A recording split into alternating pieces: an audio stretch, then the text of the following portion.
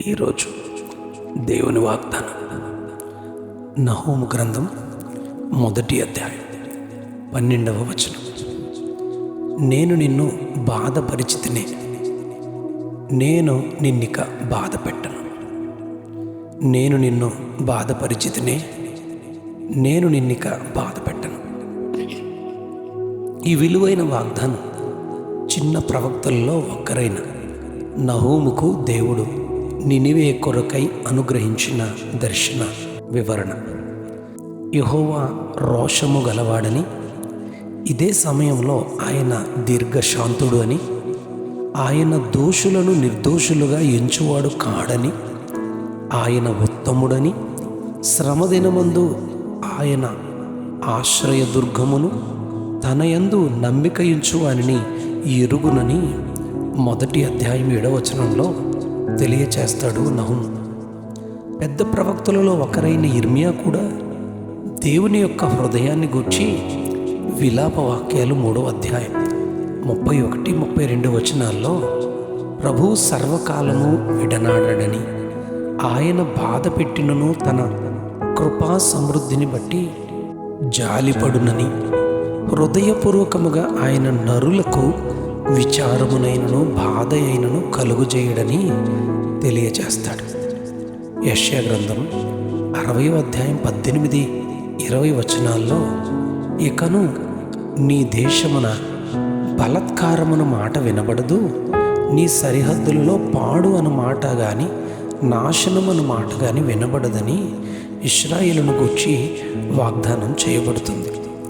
అలాగే 30వ అధ్యాయం యెషయా గ్రంథం 19వ వచనంలో సియోనులో యెరూషలేములోనే ఒక జనము కాపురముండునని, జనమా నీవిక ఏమాత్రము కన్నీళ్లు విడవవు, ఆయన నీ మొర విని నిశ్చయముగా నిన్ను కరుణించును, ఆయన నీ మాట వినగానే నీకు ఉత్తరం ఇచ్చునని తెలియజేస్తాడు.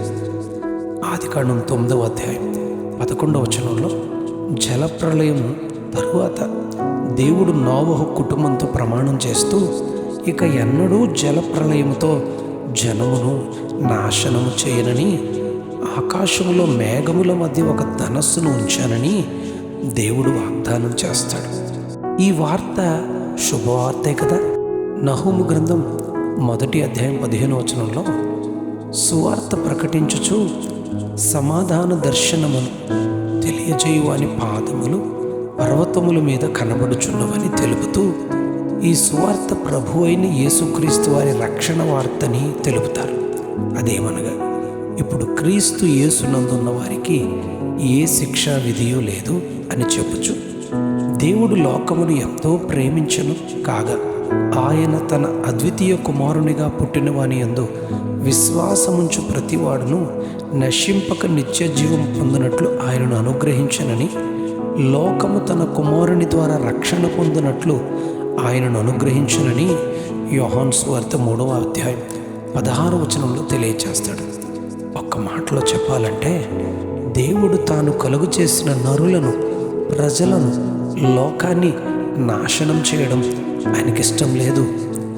ఆయన కోపం, ఆయన నీతి, ఆయన యొక్క జాలి, ఆయన యొక్క ప్రేమ ఈ భూమి మీద ఆయన చూపిస్తాడు.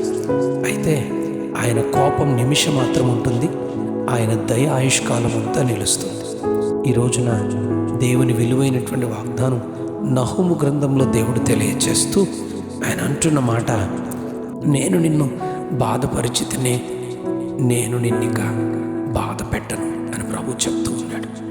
ఆయనను క్షమించమని కోరితే మన మీదున్న ఉగ్రతను ఆయన క్షమించి, మన మీదున్న దేవుని కోపాన్ని ఆయన తీసివేసి తన జాలితో, తన కరుణతో మనలను బలపరిచే దేవుడని విశ్వసిద్దాం. అట్టి కృప దేవుడు సమృద్ధిగా మనకు కలుగు చేయను కాక. Amen, amen, amen.